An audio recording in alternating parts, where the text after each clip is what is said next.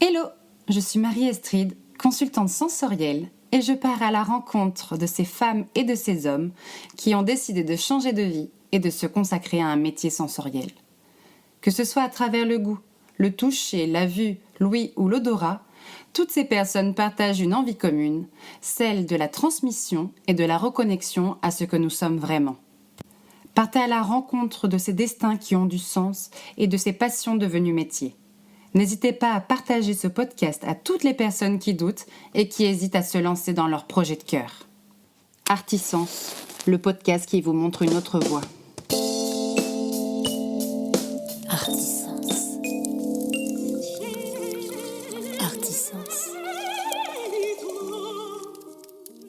Artisans. Aujourd'hui, je reçois Marie Hamel, qui après une carrière de consultante, puis de contrôleur de gestion, dédie sa vie professionnelle à l'accompagnement en naturopathie périnatale. Parfois, la santé nous joue de mauvais tours, et notre corps nous rappelle à son bon souvenir. Partez à la découverte de cette profession qui allie le corps et l'esprit, et qui permet de préparer son corps à accueillir la vie d'une manière plus holistique. Belle écoute! Bonjour Marie! Bonjour Marie-Astrid. Comment tu vas? Comment tu te sens? Écoute, ça va bien. Je suis ravie d'échanger avec toi ce matin. Surtout que ça rappelle des souvenirs comme on était à l'école de commerce ensemble. Tout à fait, je te remercie de le repréciser. Ça fait bien longtemps en plus qu'on n'a pas échangé et j'ai hâte que tu nous racontes ton parcours. Alors, il y a toujours une première question que je pose à mes invités, c'est de se décrire et de la façon dont ils le souhaitent. Alors, soit sous forme de portrait chinois, soit comme un CV, parcours classique. Et tu commences là où tu le souhaites. Écoute, je suis bretonne. Oh, ok. J'ai fait tous les départements et là actuellement depuis 2 mois, on est arrivé à Saint-Brieuc avec mon conjoint. Donc nous voilà, nouvelle aventure. Et depuis juillet, je suis, consultante en périnatalité. Non pardon, naturopathe en périnatalité. Donc ça va de la fertilité, grossesse, postpartum. Et je fais aussi du Mhm. coup, les femmes de manière générale avec leurs troubles de hormonaux, le stress, enfin voilà, tout ce qui peut toucher à la naturopathie. Et à côté de ça, je suis aussi numérologue, qui est un outil, je trouve, hyper Mhm. complémentaire avec la naturopathie, D'accord, puisque, ça permet vraiment de comprendre ses besoins.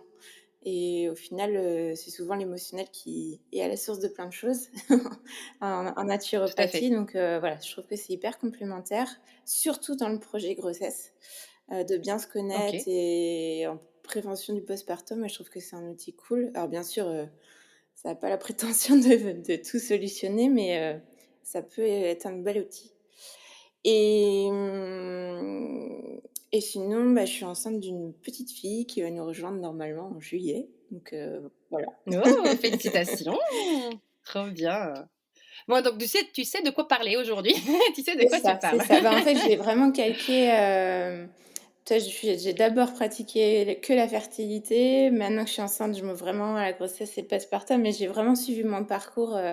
En fait, tout ce que je propose, je l'ai adapté sur moi. J'ai créé ma boîte à outils pour. Voilà. En plus de mes formations, voilà, j'ai vraiment inclus du vécu. Ah, c'est génial. D'accord. Mais alors, ce que je comprends dans ton discours, c'est qu'avant juillet, tu n'étais pas dans ce domaine d'activité. Est-ce que tu peux nous en faire part de ce que tu as fait, de ton parcours, soit scolaire, soit juste professionnel, et à quel moment tu as pris ce virage-là? Oui, bien sûr. Alors, à l'origine, du coup, j'étais pas du tout dans ce domaine en effet, puisque comme on l'a évoqué au tout début, j'ai fait une école de commerce. Mhm. Moi, j'ai toujours alors depuis le lycée, mes matières principales étaient maths et économie. Et en fait, D'accord. ça a été un peu mon fil conducteur par facilité, je dirais, pendant mes études. Où du coup, après le bac, j'ai regardé, qu'est-ce qui était compatible avec ça, mais sans vraiment me poser si j'aimais ça, tu vois? C'est juste que j'étais douée dans ça, c'était hyper facile pour moi d'apprendre ça et C'est dingue parce que je pense que 90% de la population, c'est pas du tout le cas. Donc non, ça fait du bien de savoir que ça existe, qu'il y a des gens adorent les maths et la compta. Ouais, alors maintenant, j'en ai fait une overdose, mais en tout cas, à l'époque, j'aimais ça. Mais j'avais aussi des profs qui m'avaient fait aimer ça. Au Ah ouais, lycée, c'est ouais, souvent ouais. lié, hein, l'affect avec les profs et les gens qui te marquent et ils te donnent Ouais, envie ouais, ouais d'apprendre. et très dans le concret et tout, donc voilà, j'aimais beaucoup l'approche. Après, du coup, j'ai fait une case fac, OK. qui donc en économie-gestion. Mmh. Pareil, juste par choix de maths et et économie, tu vois? Sans trop OK. savoir ce que j'allais en faire plus tard et je savais juste que c'était un domaine qui avait aussi enfin, où il y avait de l'emploi, donc je me suis dit: «Allez, go!» Mmh. Sauf que la fac, alors autant je me suis éclatée avec mes copines, mais Pas trop pas en trop cours en du coup? cours. C'était d'un haut niveau, mais je voyais pas du tout, comment j'allais, l'utiliser dans le monde professionnel parce que c'était en décalage complet, tu vois? D'accord. Oui, c'était plutôt théorique que Ah, c'était que pratico-pratique à des grandes mettre, théories, quoi, ouais. mais tu sais pertinemment qu'en entreprise, Mmh. tu parles jamais de ces théories, quoi. Non, mais c'est clair, mais à l'école en général, apprend beaucoup de théorie et très peu de pratique et c'est un peu le drame, aujourd'hui, mais on va pas C'est rentrer ça, là-dedans, mais il y a beaucoup de choses qu'on ouais, n'utilise plus, mais la quoi. fac, c'est encore pire et en fait, j'ai toujours su que je voulais faire une école de commerce. OK. Parce en tout cas depuis, c'était en seconde, il y avait tu sais une porte ouverte et il y Mmh. avait une personne qui était en école de commerce et en fait, le pourquoi je voulais faire une école de commerce, c'est parce qu'elle m'avait parlé des associations et de Ah! l'étranger et de OK. son expérience à l'étranger et en fait, et des travaux de groupe et je sais pas, ces 3 critères-là, Ah ouais. je les retrouvais pas du tout en fac et du coup, Mmh. je me suis dit: «Bon, bah, rappelle-toi, là, c'était plus, quelque chose qui te faisait vibrer, qui t'attirait et ça combine de quand même pouvoir, réintégrer les maths et l'éco-gestion, quoi». Donc avoir un Ah oui, sensu bah, entre les ouais, 2 d'accord. et du coup, je me suis dit: «Allez go, je me lance». En plus, j'ai été inspirée parce qu'une de mes amies, qui était à la fac avec moi a fait ce pas-là, 1 an avant moi, Ah cool, et OK. du coup, ça m'a hyper portée, tu vois? Donc du coup, c'est comme ça que je suis arrivée, à l'école de commerce. Arrivée là-bas, je me suis beaucoup posé la question soit du marketing, soit de la RH. Ah Tu vois? Je ouais, sentais OK. que ça m'inspirait Mmh. plus, ça m'attirait plus, mais je me suis dit: «Non, mais il y a moins de boulot, donc reste dans ton confort». Enfin, tu vois? C'était un peu ça. Ah, c'est C'était, génial, OK. Une prédisposition déjà à la «sécurité» entre guillemets, de se dire, «Si je fais quelque chose, il faut que je, j'allais dire en anglais, mais que je fitte après, que je trouve facilement, un boulot ouais, ensuite, quoi». alors c'était pas si conscient que ça à l'époque, hein, mais je pense qu'il y avait D'accord. vraiment le côté rassurant, quelque chose que je connaissais. Mmh mh. À vrai, avec le recul, plus ça allait, moins j'avais alors c'est pas en étant scolaire, mais tu vois, des bonnes notes parce que moins ça me enfin Ça t'animait? le contrôle de gestion, mais c'est une matière alors je pense que c'est aussi la manière d'enseigner enseigner qui me correspondait pas, mais j'étais nulle et pourtant alors faut pas que mes anciens collègues l'écoutent, mais Ouais, parce qu'en fait, ça a été ton ouais, métier, ouais quoi. et pour le coup, j'étais pas nulle, mais Ouais, mais ça t'intéressait pas, en fait, donc il y avait pas de cœur là-dedans, exactement. Ouais, ouais, tu non, vois? tout à fait, Mmh. c'était, Tu faisais tu répétais ce que tu avais appris, tes méthodes, tes process et cetera, donc ça fonctionnait, donc il y avait du résultat. Mais il y avait pas forcément d'âme dans les process. Moi, je sais pas, c'est peut-être, je devance peut-être quelque chose, que je connais pas, alors, mais les cours étaient encore une fois trop théoriques et en fait, c'était décorrélé de la réalité et moi, j'avais besoin de concret pour, me projeter et réfléchir par moi-même, tu vois? Pas juste appliquer, enfin voilà. mmh. Et puis en plus, il faut le signaler juste, aux auditeurs, c'est que c'était le vendredi matin après les soirées du jeudi, C'est quoi. ça, c'est ça, c'est ça et puis, ouais, enfin, le reste des cours suivaient donc tu vois, je me mettais pas une pression de fou non plus pour cette matière, enfin voilà Mmh. et du coup, qu'est-ce qui s'est passé ensuite? Donc tu arrives en école de commerce, tu te dis marketing RH, non, finalement je vais rester dans l'économie et les maths. Ce qui se rapprocherait le plus, c'est le contrôle de gestion, même si, c'est pas top au niveau, j'allais dire, de l'intérêt quoi, enfin des cours. Donc, là, arrivé en école de commerce, tu te spécialises en contrôle de Ouais, gestion? contrôle-gestion finance. D'accord.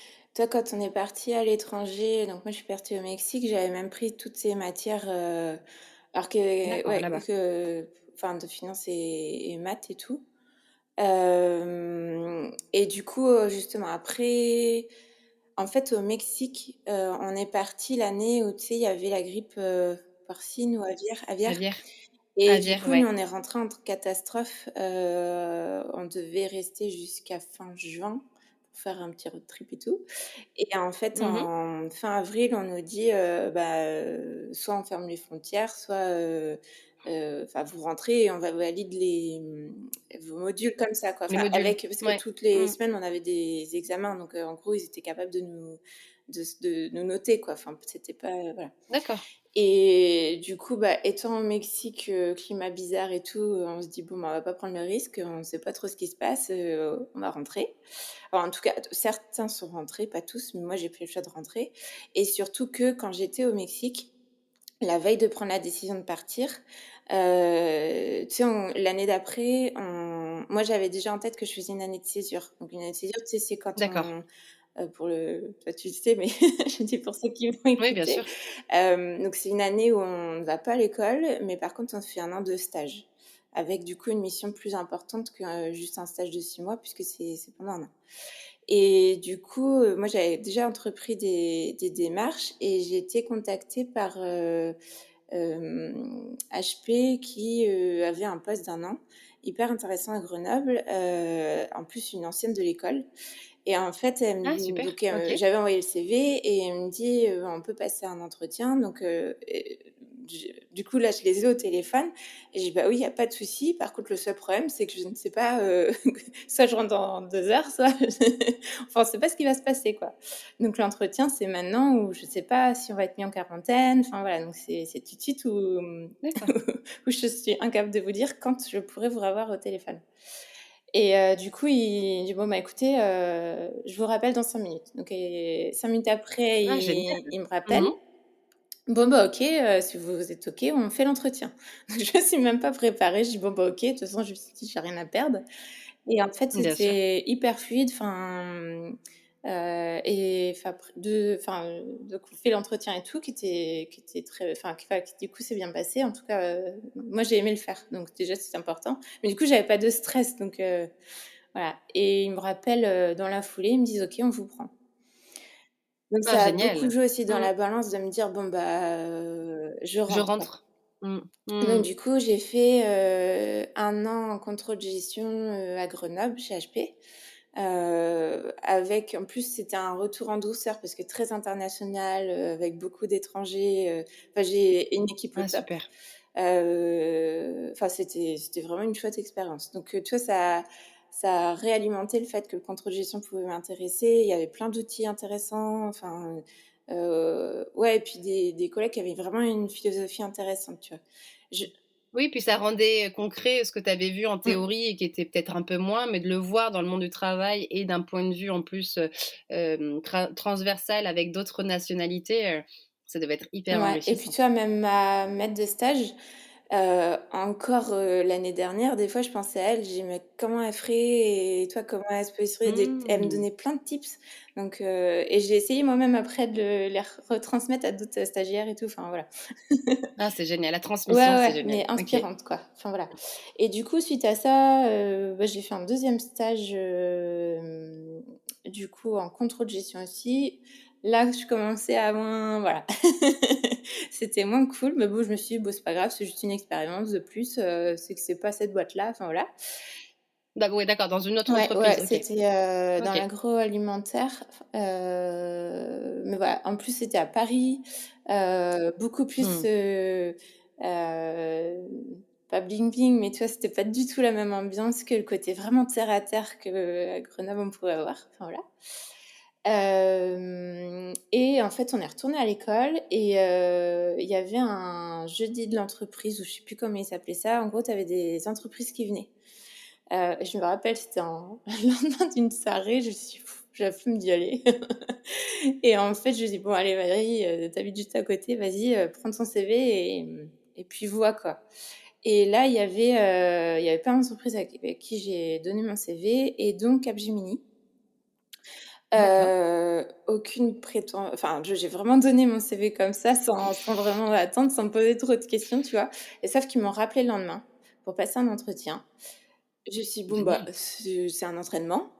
Et là, c'était pour être consultante en système d'information, donc sur SAP, qui est un ERP comme on dit, enfin, en gros, un gros logiciel, notamment, moi, c'était pour la partie, finance et contrôle de gestion. Et je me D'accord. suis dit, «Bon allez go, c'est une expérience, au moins de tenter, l'entretien», sauf qu'ils m'ont dit «oui». Et ça, Super, c'était, OK. presque 4 mois avant de finir l'école, tu vois?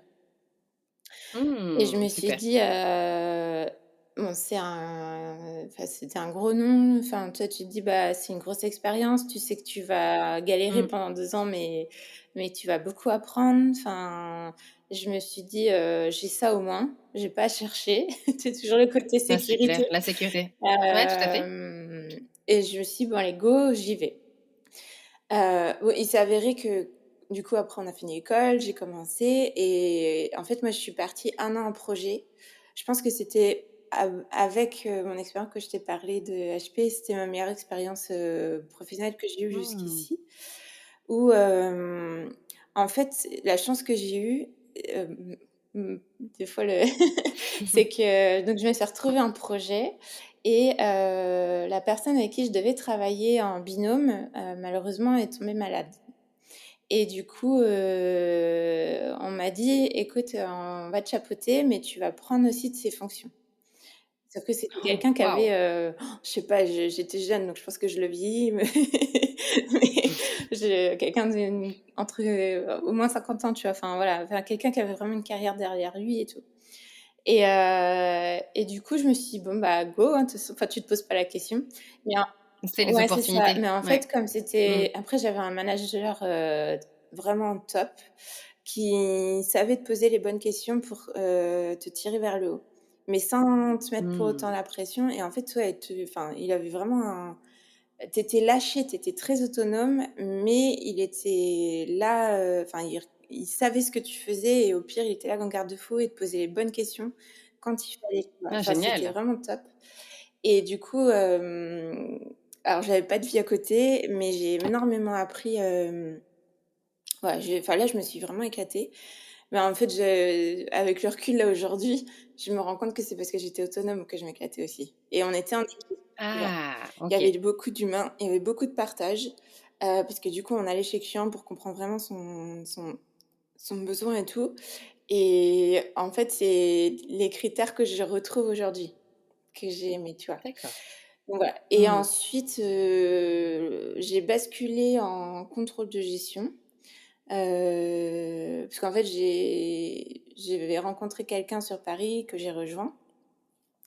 Et là, je me suis dit: «Non, mais si je veux par contre retrouver une vie avec mes amis, avec lui et tout, bah, il y a un moment, je peux pas rester, consultante parce que tu es jamais chez toi». Enfin, D'accord. surtout là, j'étais basée à Lyon, c'est-à-dire que j'étais tout le temps sur Paris, donc enfin, il y avait que le week-end que j'étais là et le week-end, des fois, je bossais, tu vois? Donc bon, voilà, je me suis dit: «À long terme, Mmh. c'est une C'est pas belle compatible. parenthèse, Mmh. mais voilà». Sauf que ça t'ouvre plein de portes d'avoir cette ligne sur ton CV, ça, c'est vrai. Enfin, j'étais D'accord. appelée tout le temps, tu vois? Pour d'autres boulots. Donc je me suis dit: «Bon, allez go, je vais bien trouver». Et là, du coup, j'ai basculé en contrôle de gestion. Je me suis dit: «Bon, de toute façon, je savais que pour progresser dans ce métier-là, soit fallait devenir un peu geek, soit fallait être chef de projet et du coup, jamais chez toi à terme». Donc je me suis dit: «Il va falloir D'accord. basculer dans côté métier», tu vois? Dans le geek. Non, OK. du coup, en contrôle de gestion Ah pardon. et pas rester Oui, en pardon, de changer de boulot. consultant, tu Ouais, vois? oh d'accord. Pardon. OK. Du coup, j'ai fait la case, contrôle de gestion, où j'ai fait 2 entreprises sur Paris. Et en fait,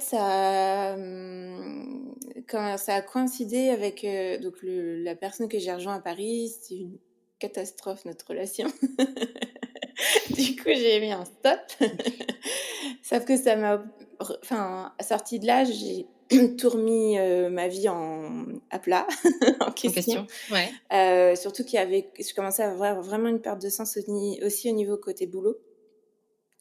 Donc Oui, d'accord, donc perte de sens de la vie en général, aussi bien sentimentale enfin que tu avais acquise, mais qui était pas top, qui était plutôt toxique et après la perte de sens ouais, c'est professionnel. ça. Donc petit à petit, je me suis ouverte au développement personnel et tout. Tout ça, ça a fait cheminer. J'ai découvert la naturopathie à ce moment-là. Je me suis rapprochée. Je connaissais déjà de la sophrologie pour moi-même, pour être un peu zen, machin et tout. Voilà, tu vois, j'ai changé un peu déjà de philosophie de vie. Je regardais mon alimentation, enfin, Mmh. voilà. Et petit à petit, je me décidais de faire un bilan de compétences. D'accord. Hem, donc voilà, et là, il en était ressorti justement la naturopathie et la sophrologie. Alors C'est à l'époque, dingue. ce qui était marrant, OK. c'est que je voulais aider les femmes à se reconvertir et à trouver le truc qui les fait vibrer, tu vois? Et même, je voulais faire Mmh. des interviews de femmes pour les mettre sur un site internet pour justement inspirer les gens, tu vois? Voilà. Bah, bienvenue Voilà. chez Artisans. 10 ans C'est ça. après. Sauf que moi, je me suis rendu compte en faisant le bilan de compétences que ça parlait de moi, de mon besoin de me reconvertir, tu vois? Donc je Bah me oui. suis dit: «Non, non, ça Mmh. c'est voilà, c'est pour d'autres, mais pas pour moi». Donc je suis sortie de là avec ça et sauf que j'étais sur Paris et je me voyais pas à long terme à Paris. Voilà, D'accord. Oui, parce que tu es bretonne et tu étais passée après à ouais, l'est, donc Grenoble, Lyon. Enfin, faut rappeler que l'école de commerce était à oui, Clermont. Donc en fait, au fur et à mesure, tu t'es c'est décalée. ça, Après, tu es passée par Paris, qui est une case normalement obligatoire en sortie d'école de commerce. Bon, moi, j'ai esquivé, mais voilà, c'était quand même un point central, de développement de carrière. Et donc là, un besoin de quitter Paris et tout ce que ça a représenté peut-être? ouais, alors en fait, il y a eu un déclencheur. C'est que alors déjà, ça me trottait dans la tête. Bon, j'ai toujours su que j'allais rentrer un jour. Donc déjà, c'était D'accord. aussi, je pense, du coup, une ligne plus tracée. Mais je suis allée justement passer un week-end, chez une amie qui était à Clermont-Ferrand, que j'ai rencontrée pareil à l'école de commerce. Sarah, si tu nous écoutes, coucou. Et c'était un week-end génial où elle nous a emmenés, parce que du coup, il y avait d'autres personnes, tu sais, qui logeaient encore là-bas, Mmh. autour de volcans, enfin des pique-niques, des trucs, des Mmh. machins. Moi, j'adore la Ouais, région. J'adore c'était Clermont. magnifique et Mmh. en plus, c'est des choses que j'avais pas trop fait pendant l'école donc vraiment, c'était un week-end, trop bien et je me souviens devant le lac, je me suis dit: «Non mais il faut que je quitte Paris». Et donc ça, D'accord. c'était le dimanche que je me suis dit ça. Le lundi, je vais boire, un verre avec une copine, le soir et je lui dis ça et puis je rentre de ce verre et je dis: «Bon, enfin, je me dis, tu vois, je me couche et tout, puis souvent je bouine sur le téléphone et je dis: «Tiens, je vais regarder, ce qui existe en Bretagne». Donc je tape Mmh. contrôle-gestion Bretagne. La première offre sur Google qui sort, c'était, une offre de contrôle de gestion dans le village de mes parents. Improbable Improbable. et là, je me dis: mais il y a une grosse boîte en à Saint-Brice». Il y a combien d'habitants à Je sais Saint-Brice? pas, je suis très nulle à ça, mais je sais pas, il y en a, je dirais 3 000, enfin, Ouais, donc oui, petit village, ouais, petite tu vois, région, quoi. il y a 2 lycées, même pas, non, non, Ah 2 quand même! collèges, 2 écoles primaires, enfin, tu vois, c'est petit et encore, c'est parce qu'elle Mmh. rayonne, sur toutes les, Sur l'agglo, ouais, c'est ça. environnante, peut-être? Mais ça se trouve, c'est 1000, hein, donc genre, tu vois, je suis très nulle à ça, je te dis. Si le maire de Saint-Brice nous écoute, excusez-nous. J'ai pas revisé ça avant le podcast. Enfin bref, c'est pas grand, quoi. Question piège. C'est ça et du coup, donc je regarde et tout et puis il s'avère que c'était, en fait, ce qu'on appelait nous la laiterie, petite, qui s'était fait racheter et D'accord. puis en effet, il y avait plein de bureaux et c'était bien une boîte, internationale. Ils font par exemple, tu vois, Caprice des dieux ou Elle et Ah oui, Evelyne, très bien. enfin voilà, OK. c'est ce groupe-là. Donc oui, c'est gros. Bah oui, tu m'étonnes, OK. Et du coup, je regarde l'offre, je dis: «Mais je suis enfin, c'est ce que j'aimerais faire, quoi. Enfin, ça correspond à ce que je sais faire» et je dis: «Bon, bah, le lendemain, j'envoie mon CV» et dans la semaine, j'avais un entretien là-bas, quoi. Ah génial. Et en fait, c'était un peu enfin, tu sais, tu as les trucs évidents, quoi. Enfin parce que du coup, Mmh. toutes les questions, bah, pourquoi vous revenez alors que vous êtes de Paris? Enfin, parce que, arrive Bah, parce que je bah, suis c'est d'ici, ça, en enfin fait. voilà, ça faisait vraiment sens donc du coup, bah, forcément ça l'a fait et du coup, je suis Trop rentrée bien. en Bretagne, dans cette boîte-là et en fait, bah, c'était très cool et au bout d'un moment, j'ai fait comment dire? Ce qu'on appelle un congé solidaire grâce à eux. En fait, je voulais faire un voyage humanitaire et je commençais à regarder ce qui existait et j'ai vu que eux proposaient pendant nos vacances de nous faire partir pendant 15 jours via, Planète Mmh. Urgence. C'est une association, qui est basée à Paris, enfin voilà, qui est nationale, je crois. Et en fait, ils te trouvent une mission, qui colle à peu près avec ton travail, où tu peux apporter tes connaissances, à des gens qui en ont besoin dans des milieux, forcément un peu défavorisés, enfin des pays, voilà, qui en ont besoin, pour, en gros devenir autonomes eux-mêmes. Ah super, OK. Voilà et de Comme du mentorat en fait, c'est déporté ça, quoi. c'est ça, Tu c'est viens ça. ouais, OK. Et du coup, moi, j'ai choisi je voulais retourner dans un pays, hispanique. Donc je Mmh. suis allée au Pérou où, il fallait transmettre à des femmes qui vivent dans un bidonville, hem, à la fois la connaissance Excel, quelques connaissances de gestion et de faire un inventaire de leur, cabinet et d'automatiser un outil pour faire l'inventaire. Voilà, D'accord. donc en fait, je suis partie là-bas, c'était génial, hyper challengeant mais génial. Hyper challengeant parce qu'il y a même eu un tremblement de terre, enfin voilà, des trucs vraie D'accord, sortie de OK. confort, tu vois? Sauf que tu te retrouves, dans des Ah lieux où oui, c'est hyper pauvre, enfin, tu vois?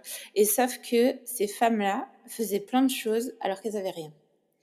Et du coup, je suis d'accord. rentrée et je me suis dit: «Non mais Marie, tu as tout». Enfin, on est un pays où il y a la sécurité sociale, il y a plein d'aides, tu as un toit sur la tête, enfin, j'ai un diplôme, enfin, tu as tout, tout, tout, donc enfin, pourquoi tu ne fais pas ce que tu veux faire? Donc Ah du coup, ouais, dans la OK. semaine, je me rappelle, j'ai fait les démarches, à la banque pour acheter, bon, il s'avère que j'ai pas acheté, mais je me suis inscrite, aussi à l'école de naturopathie, tu vois? Ah ouais, d'accord. Tu t'es dit: «C'est maintenant» quoi? Ouais. Du coup, voilà et du coup, ouais, ça s'est enchaîné sur ça. Hem et Et tu as une réponse de l'école de naturopathie? alors, en fait, j'avais déjà entamé des démarches, parce que du coup, j'avais regardé quand même en amont ce qui existait et en fait, j'avais une école sur Rennes qui était pas très grande, qui était basée entre Rennes et Quimper et à taille humaine et tout et en fait, j'étais allée consulter la directrice qui exerçait aussi en tant que naturopathe. Ah Tu vois, je génial, voulais OK. voir, voilà, où je me mettais un peu les pieds et tout et ça avait collé donc du coup, c'est comme ça. En fait, vu qu'il y avait eu un dialogue en amont, enfin, voilà, je savais que c'était plus, moi, ma démarche qui allait engendrer que j'allais être prise ou pas que voilà, qu'elle, qui Super. mais enfin, Oui, tu vois, bah oui, c'est les écoles comme ça. il y en a Ouais. qui font des entretiens, machin et tout, mais là, vu que j'avais vu plusieurs fois et qu'on avait travaillé enfin, du coup, moi, j'avais, travaillé avec elle en amont, du coup, c'était plus ouais, c'était pas un critère, enfin, en tout cas, de ce que j'en ai compris. Peut-être qu'elle fait une sélection elle, mais elle me l'a pas dit. Oui, après comme tu disais, il y a un mot qui revient souvent, c'est d'être la Ouais, fluidité. Là, tout était fluide en fait, donc tu t'es pas posé de questions, tu as dit: «Bon bah voilà, j'ai fait plusieurs entretiens avec elle pour différentes autres choses et donc bah, c'était ouais, OK c'est quoi». ça et voilà, c'est comme ça que j'ai alors c'était une école que j'ai fait, à côté de mon travail. Donc là, j'étais toujours contrôleur de gestion, et c'était, 1 ou 2 week-ends par mois pendant 2 ans. D'accord et là, on est avant, enfin on est à quelle date à peu près Alors là, d'année? on est juste avant le covid. On Ouais, c'est est pour ça, en je voulais ouais, vraiment marquer on est ce en truc-là. septembre Mmh. avant le covid. Donc 2019, Ouais. OK. Donc là, tu commences à faire tes week-ends, de Voilà, je formation? commence à faire mes week-ends de formation. En parallèle, je commence à germer l'idée de quitter l'endroit où j'étais, autour de Rennes du coup, où j'étais attachée, mais entre-temps, j'avais rencontré mon conjoint qui habitait à Brest et qui lui aussi s'était reconverti, un ancien banquier reconverti, à son compte. D'accord. Mais du coup, comme étant à son compte, pas mobile comme moi. Mmh. Puis bon, comme quand on rencontre la bonne personne, on sait qu'il y a un moment, faut pas la laisser passer. Et moi, n'étant Mmh. pas, attachée, je dirais foncièrement, enfin pas autant que lui à à mon poste où j'étais, je dis: «Bon, bah, c'est moi qui vais bouger». Et et en plus, c'était possible parce que mon école était aussi à Quimper. C'est pour ça Ah que tout à l'heure, super, j'ai OK. précisé que c'était, entre Rennes et Mmh. Quimper. Et du coup, bah, voilà, il y avait aucune excuse. Donc du coup, j'ai trouvé un poste, en contrôle de gestion là-bas. Heu, du coup, on a déménagé en mai, juste après, tu sais, le 1er déconfinement. Donc c'était Mmh. vraiment à cette période-là. Hem et ouais, c'était je sais plus quelle année du Donc là, tu avais toujours, la double casquette, mais tu pratiquais pas la na bah non, tu étais en cursus d'apprentissage de Ouais, c'est ça. naturopathie. Après, j'avoue que le fait qu'il y ait eu le confinement et tout, ça m'avait permis de vraiment beaucoup plus passer du temps sur, ma formation, Ton voilà. projet? Tu Mmh. on faisait enfin, j'ai fait un mémoire et tout, enfin voilà, c'est en ferti sur la Super. fertilité, enfin voilà, j'ai vraiment pu le creuser et profiter de ce moment-là pour enfin, c'était c'était chouette quoi, enfin, c'était une bonne Bah ouais. Ouais, opportunité. bah, pour nous aussi, c'était, il y a beaucoup de gens qui l'ont pas Ouais. bien vécu, mais d'autres, ça a été une Bah, j'avoue opportunité, que nous, ouais. en plus, Mmh. ça nous avait permis, pour le coup, de vivre, tous les 2 ensemble, avant que je déménage, donc voilà. Ah oui, très bien, Ouais. d'accord. Bah oui, c'était un bon Ouais, c'est test, du ça. coup. Ah bah, oui, oui, c'est, oui, on a fait 4 mois, non-stop, dans dans un petit appart, donc c'était un bon test avant de bouger. Et et comment dire? Ouais, donc du coup, là, j'étais en, je repositionnais le truc, donc j'étais à Brest, en contrôle de gestion toujours, en formation à côté. Et ouais, c'était en novembre ou fin octobre-novembre. En fait, j'ai alors ça a pas été détecté comme Covid, mais j'ai fait une pneumopathie atypique, mais à l'époque, on détectait pas tous les variants. L'effet secondaire, les Et variants, ouais. en Mmh. plus, je pense que j'ai été soit testée trop tôt, soit trop tard. Enfin, voilà, c'est parce qu'après on a les anticorps et tout, mais les anticorps ont été testés trop tard. Et en fait, ça s'est enfin, comment ça a traîné et en décembre, on m'a découvert une péricardite. Et sauf D'accord. qu'ils ont mis, plus de 4 semaines à détecter ça. Donc en fait, ça m'a hyper fatiguée avec des grosses douleurs, au niveau de toute la trachée et cetera. En gros, je suis arrivée à l'hôpital aux urgences, je n'arrivais plus à marcher parce qu'en fait, le médecin ne savait pas ce que j'avais. Je et du coup, au bout d'un moment, il me dit: «Bon, bah, allez aux urgences, au moins ils vous feront, tous les examens, machin et tout». Toi, j'arrivais même pas à marcher, enfin, je sentais qu'il y avait un truc qui allait pas, tu vois? Et puis ils m'ont détecté ça. Ouais, ouais. Et ce qui fait que, alors très rapidement après cet épisode-là, médicalement parlant, en un mois, j'avais plus de symptômes, enfin, tu vois, mes analyses de sang étaient bonnes, les scanners étaient bons, enfin voilà. Il y avait deux trois trucs, mais j'étais guérie, médicalement parlant. Sauf que j'ai gardé une fatigue et en fait, j'ai fait un enfin, c'est pour ça que je pense que c'est le covid, j'ai fait un covid long, avec une grosse D'accord, fatigue, avec, en fait, pendant un an, j'ai eu du mal à marcher. J'ai d'accord. été obligée de faire du kiné toutes les enfin 2-3 fois par semaine parce que c'était des énormes douleurs au niveau de du thorax. Heu et aussi, tu sais, tout ce qu'on dit, alors je dirais pas déprime liée à enfin, en fait, c'est moralement, c'était compliqué parce qu'en fait, tu es toujours en train de te dire: «Si je fais ça, je vais le payer». Ah ouais, Donc d'accord. du coup, moralement, c'est dur parce que du coup, alors j'ai été arrêtée jusqu'à mai et après j'ai été en mi-temps thérapeutique. Mais du coup, tu vas travailler, mais tu le payes, tu fais plein Mmh. d'erreurs au boulot parce que tu en Tu fait, arrives plus, quoi. dans le cerveau, il suivait plus, quoi. C'est très bizarre. Ouais. Du coup, moralement, Mmh. pas très facile et en plus ça allait, plus le boulot, quand je l'ai repris, ça avait plus de sens, en fait. C'est Bah ça oui. parce que comme je m'étais du coup, quand même, moralement, j'avais réussi à enfin, pour tenir moralement, j'avais continué à bâtir mon projet, tu vois? Et à me former et entre-temps, j'ai été, du coup, certifiée naturopathe. Enfin, voilà, tu vois? J'avais Ah quand super, même, OK. ce fil rouge à tout ça va tenu, enfin, Mmh. voilà, ça a toujours existé. Hem et du coup, à plus je retournais au boulot, moi, j'avais envie d'y retourner. Ouais et ça devait aussi te rendre malade Mmh. parce que comme tu disais très justement, en fait, ça que tu le payais après, mais en fait, tu avais double peine. C'est-à-dire que et d'une part, tu avais ton Mmh. covid lent et en plus, ça t'intéressait plus. Donc un ennui aussi, une Ouais, et volonté puis de plus c'était être un là, quoi. environnement très, très particulier et je pense D'accord. qu'il y avait un problème de Mmh. recrutement. En fait, ils avaient vu trop haut par rapport à leurs besoins. Donc du coup, il y avait ça aussi, c'est que je trouvais pas ma place parce que voilà. Donc il y avait plein de trucs et D'accord. en parallèle, on s'est mis en projet, bébé. Sauf que du fait du Mmh. contexte, j'ai fait 3 fausses couches. Moi, je l'associe au contexte, De Covid long et de de Covid long santé et un peu tout. fragile, quoi. Voilà. OK. Après, là où c'était hyper bénéfique, c'est que du coup, j'en ai profité pour me former sur ça. Ah! Tu vois, j'ai fait des formations sur le suivi du cycle, sur, voilà, savoir quelles plantes on pouvait utiliser, sur l'hygiène alimentaire, sur, la micronutrition. Enfin voilà, je me suis perfectionnée en naturopathie sur ce domaine-là. Je me suis aussi fait accompagner, avec d'autres professionnels, hors de naturopathie. Voilà, je me suis fait ma boîte à outils, Ouais. pour, la fertilité et du coup, je l'ai appliquée sur moi-même.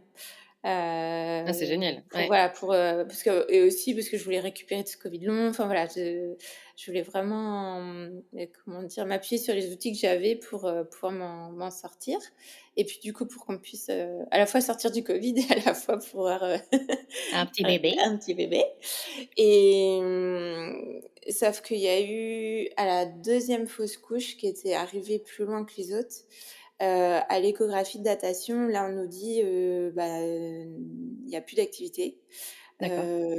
et en fait, à la sortie de ça, mon conjoint, il me dit: «Là, va falloir que tu fasses un choix». OK. Mais pas dans le mode, me mettre la pression, c'est qu'en fait, tous les soirs, il me voyait, je rentrais du boulot, je pleurais, tu vois? Donc j'étais vraiment pas Mmh. bien à cette époque-là. Mmh. Il me dit: «Non, mais là, tu es en train de en gros, sacrifier ta santé, donc soit tu restes, soit tu pars, mais enfin, voilà, Mmh, tout à fait. faut que tu sois enfin, plus les fesses entre les 2 chaises», tu vois? Enfin et du coup, j'ai demandé, enfin, pour moi, c'était impossible en fait, j'y arrivais pas à revenir. C'est ça que ça m'a fait Mmh. comprendre. Donc du coup, j'ai demandé une rupture conventionnelle Mmh. et c'est comme ça que je me suis lancée. D'accord. Et En donc alors justement, ça rejoint une de mes questions. Merci pour ces partages aussi, très francs et transparents, et très touchants. Donc tu as été soutenue par ton entourage, avec ce changement de vie, donc déjà par ton conjoint, mmh. parce qu'il t'a vu que ça te rendait beaucoup plus heureux, cette partie, naturelle, j'allais dire, et d'accompagnement. Est-ce que tu t'es sentie aussi soutenue, par, ou des collègues ou ta famille ou d'autres personnes, des thérapeutes qui t'ont suivie, tu t'es sentie comprise dans ce changement de vie? Ouais, j'ai jamais en fait, à chaque fois, on me disait que ça me ressemblait. Mmh. Hem, alors, en plus, mes parents, pour le coup, qui auraient pu, vu leur caractère et je pense que tu vois, le côté, trouver du boulot, de de Sécuritaire aussi. sécuritaire et Mmh. tout, je pense que je l'ai vraiment pris d'eux et pour autant là, en fait, ils me voyaient tellement pas bien qu'ils me donnent mes fonces qu'en gros, Ah, c'est bien, c'est OK. le moment, tu vois? Enfin, ouais, je me suis sentie soutenue par eux. Mon conjoint, de toute façon, toujours, mais il s'est reconverti, donc il se connaît On connaît. l'importance, Mmh. que et puis il y a eu un gros truc qui nous a aidés malgré tout aussi pour prendre la décision, c'est que, comme j'ai été arrêtée presque 1 an, en tout et pour tout 1 an et demi, bah, du coup, j'ai eu une grosse baisse de salaire. Donc en Mmh. fait, moi, l'insécurité que j'avais à me dire, «Si je me lance, j'aurai moins de sous», bah, en fait, pendant 1 an, on a vu qu'on vivait très bien et Ah, alors OK, super. tu fais pas les mêmes choix, mais il y avait plus ce stress-là, en fait, parce que Mmh. du coup, comme, voilà, avec Pôle emploi, voilà, tu gardes ce enfin, ouais, c'était le même niveau, même un peu plus limite. Donc Oui, donc tu tu as avais ce levé confort-là, cette, tu vois? ouais, Ouais, tu avais levé cette peur, cette ce croyance, frein, ouais. Ouais, ouais. ouais, exactement, croyance limitante, c'est Ouais, très c'est ça. juste. Ouais. Et du coup, bah, c'est vrai, tu me donnes, là, tu me donnes un autre pont pour mon autre question justement. Tu as dû rencontrer des doutes et des peurs dans ce cheminement, de reconversion, dont la peur de perdre en confort, financier, matériel. Mmh. Est-ce qu'il y a eu d'autres peurs et surtout, est-ce que tu as développé, toi, des outils ou des astuces, que tu aimerais nous partager pour, justement, essayer de contourner, ton esprit et le mental et avancer quand même? Alors, il y en a une qui revient souvent encore, mais bah, la naturopathie actuellement est un peu malmenée. Ah bah ça oui, hein. Avec, bah, pour moi, alors ça, si des naturopathes qui nous écoutent vont pas forcément partager mon point de vue, mais enfin, pour moi, c'est charlatan quand tu dis à des gens d'arrêter tes traitements médicaux, enfin, voilà. Et moi, j'aime pas du tout enfin, je partage pas les dogmes, tu vois? Enfin, quand tu as des je pars du principe qu'on est tous différents, qu'on a tous des besoins différents. Donc tu peux pas dire, «On doit tous jeûner, on doit tous,» alors Mmh. ça m'appartient vraiment. Il y a Ouais, beaucoup de complètement, ouais. naturopathes qui pensent pas comme ça, mais en fait, c'est aussi chacun son chemin et chacun ses croyances et enfin voilà.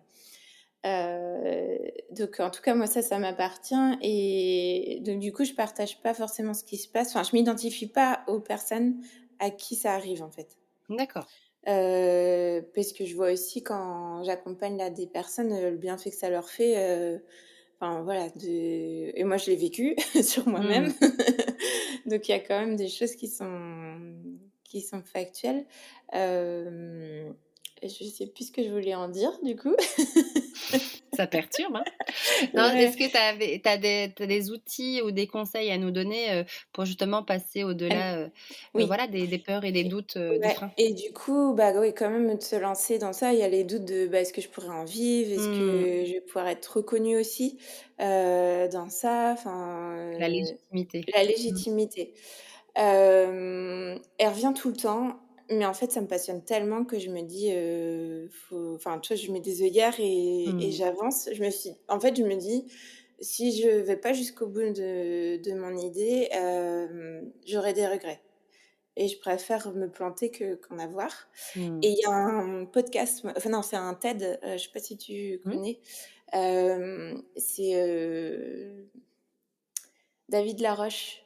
En J'aime bien, gros, j'adore le suivre. Mmh. ouais et en gros, il dit que quand tu as bah, si tu as une plante et que tu l'arroses pas, tu es sûr qu'elle va pas pousser. Alors que si tu l'arroses, bah, tu sais pas ce que ça va devenir, mais au moins tu as plus de chances qu'elle vive, quoi.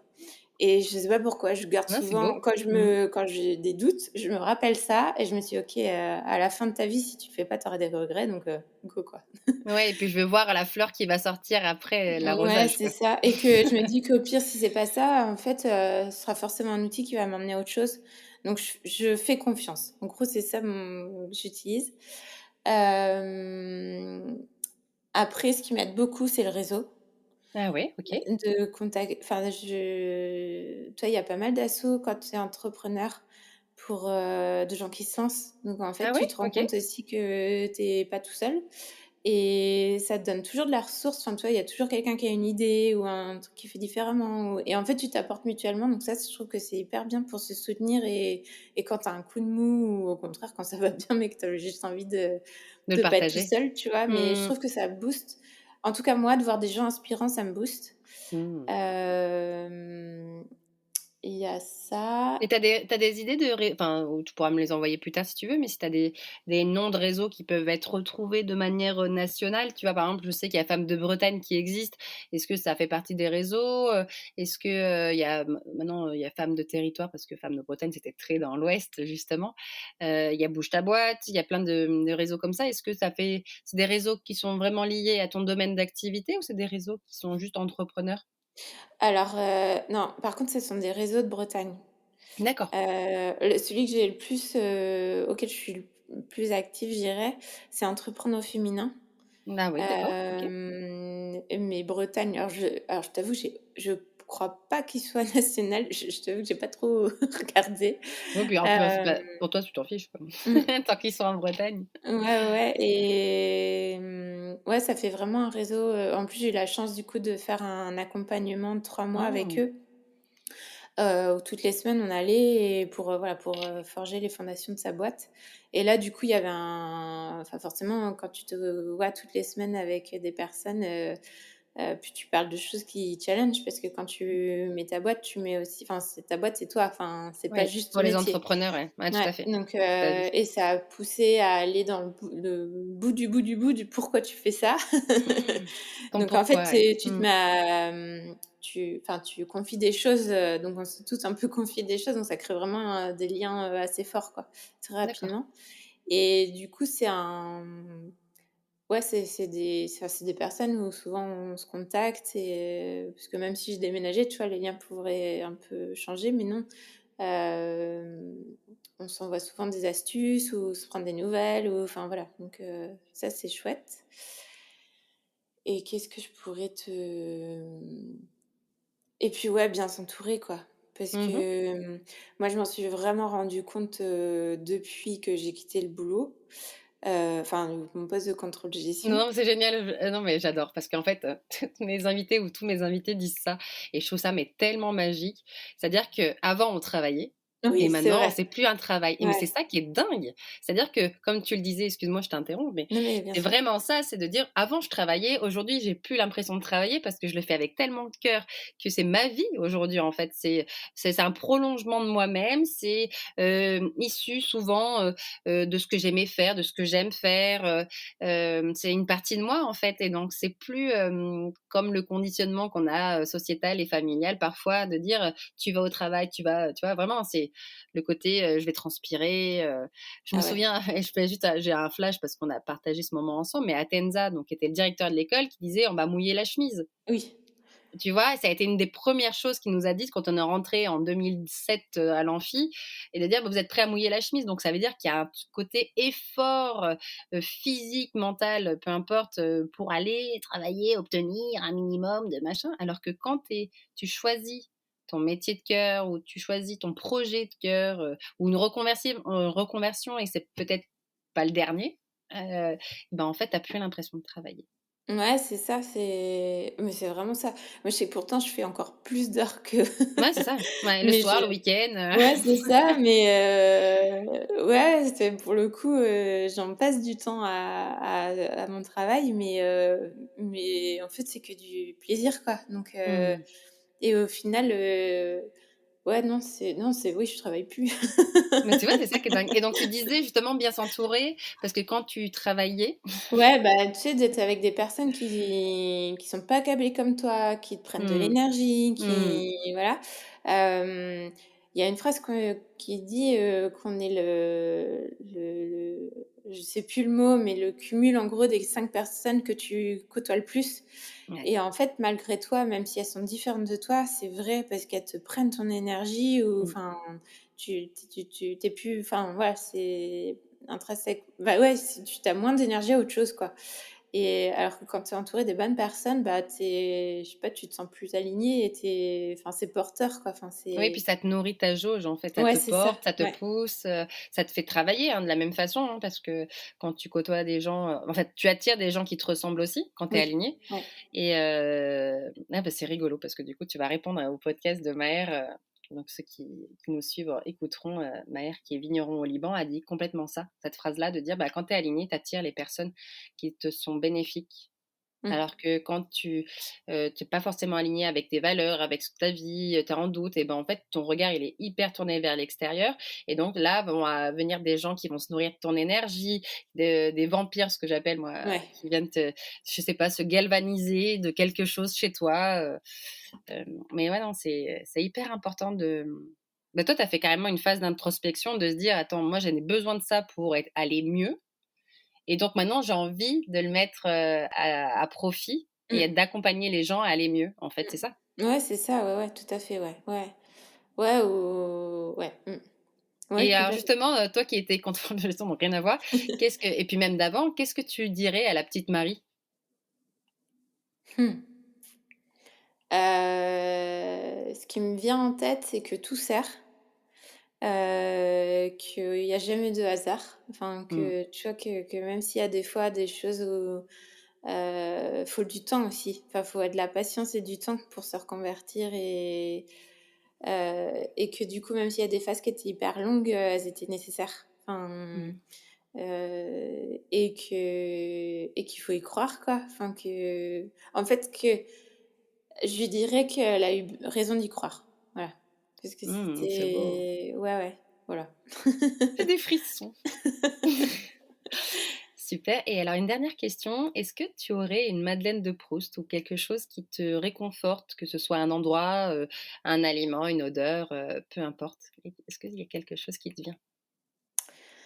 Alors spontanément, ce qui me vient, c'est, quand j'étais chez mes grands-parents maternels, à l'époque, ils avaient une ferme et au goûter, on avait, tu sais, des tartines de pain au Mmh. beurre salé. Mmh. Je Mmh. trouve le beurre. Faut préciser. Et avec du chocolat poulain dessus. C'est Mmh. pas du tout naturel, mais on s'en fout. Ah oui, c'est vrai, attention, attention. Au pilori, Marie, Je suis pas une naturo, sectaire. pas du tout. Je suis un peu trop épicurienne pour ça donc Mmh. C'est la vie. Le et gras, voilà. c'est la vie Ouais, et le c'est beurre salé surtout. Et moi ouais. qui dis ça alors que j'ai été élevée à la margarine, c'est un scandale et après à l'huile d'olive. Mmh. Donc voilà ma Madeleine de Proust.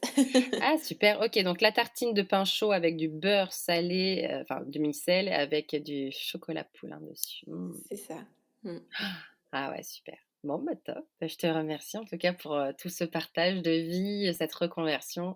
C'est top, je te souhaite de prendre soin de toi, surtout pour la petite puce à venir Merci.